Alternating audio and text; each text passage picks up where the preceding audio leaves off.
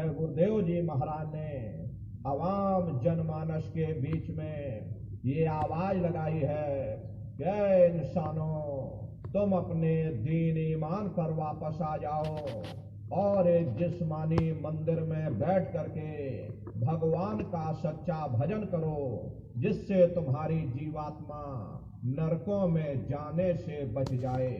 अरे हम माने ना माने, लेकिन संत महात्मा त्रिकालदर्शी होते हैं, वे सब कुछ जानते हैं।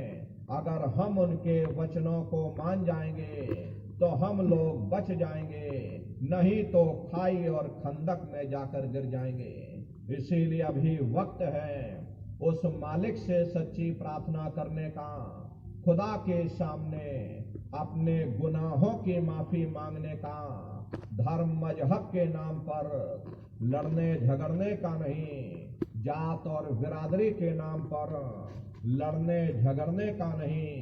अरे हमने बहुत लड़ लिया, बड़े बड़े झगड़े और फसादे की, बड़ी बड़ी नुक्ताचीनी की, सिवाय नफरत के हमको क्या मिला।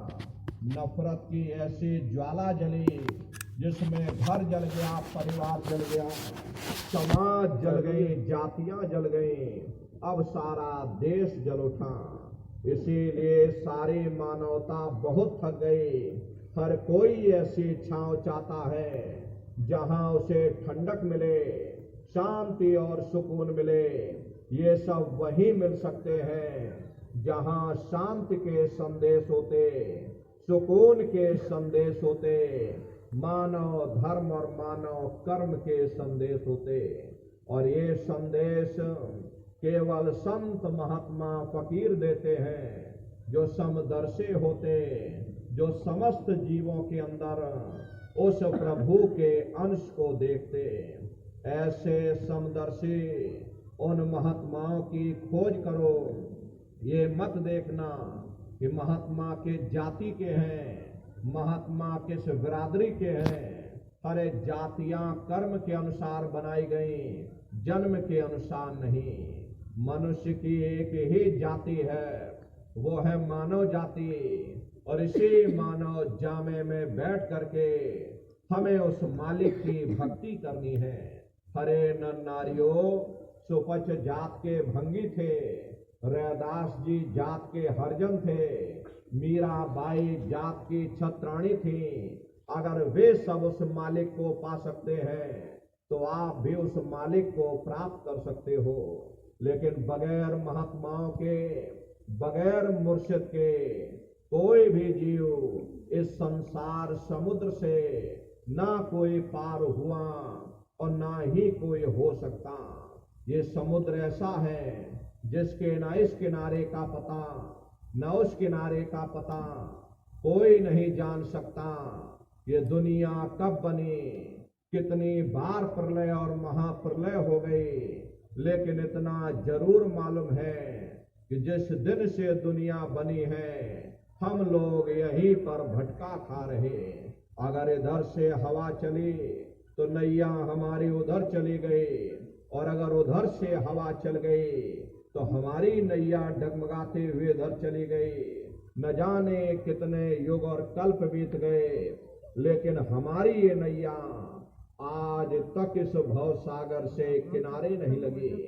इसलिए नर नारियों, सौभाग्य से वक्त का इतना बड़ा वरदान आपको मिला, ये मानव तन आपको मिल गया। न जाने किस महात्मा की दया हो गई, न जाने कौन से जन्म जन्मांतरों के शुभ पुण्य कर्मोदय हो गए जो आपको ये मनुष्य शरीर मिल गया। अरे अब की बार मौका मिल गया है, समय रहते हुए अपनी जीवात्मा के कल्याण के लिए थोड़ा बहुत विचार करिएगा, वरना ये समय तुम्हारा निकलता चला जा रहा। मिले नरदेह तुमको, बनाओ काज कुछ अपना, पचो मति आए जग में, जानियो रैन का सुपना। हरे प्रेमी भाई बहनों, जैसे रात में हम लोग स्वप्न देखते हैं, हालांकि उस समय पर हमें स्वप्न सच मालूम पड़ता, असली प्रतीत मालूम होता। लेकिन जब हम सुबह उठते हैं, जब हमारी आंखें खुलती हैं, तब हमें होश आता, नहीं भाई हम तो स्वप्न देख रहे थे, ये सब भ्रम है। ठीक उसी प्रकार से ये दुनिया भी 10-20-100 साल का स्वप्न है। अब आप कहोगे हम जाग रहे, परंतु प्रेमी भाई बहनों, ऐसा हरगिज नहीं है।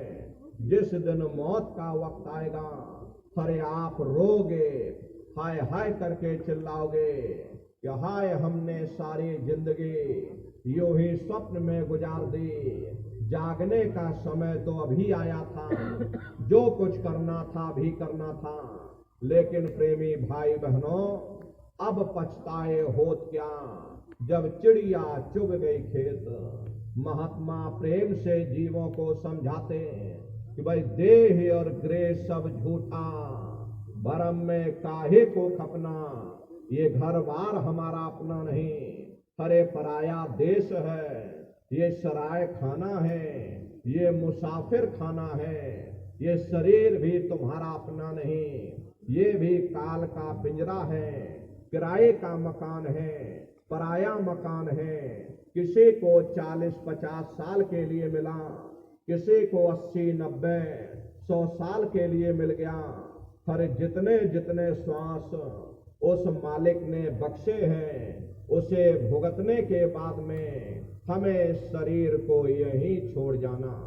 श्वास दुधारा नित ही जारी, एक दिन खाली चाम। हरे प्रेमी भाई बहनों, एक तालाब पानी से चाहे कितना भी क्यों ना भरा हो, आप एक छोटी सी नाली काट कर खोल दीजिए, तालाब में छोटा सा छेद कर दीजिए, तो सारा पानी ही तालाब से बाहर निकल जाएगा। ठीक उसी प्रकार से हमारा ये शरीर भी श्वासों का भंडार है।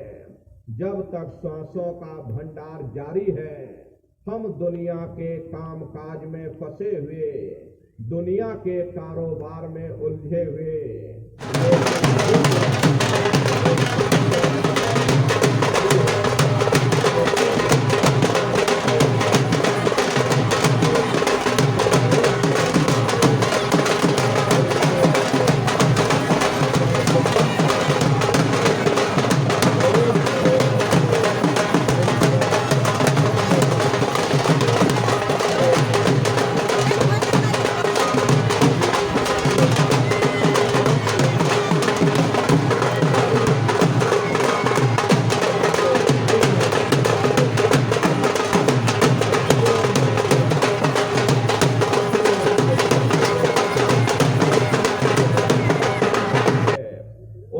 पीर घन घोर। गुरु महाराज सत्संग में फरमाते थे,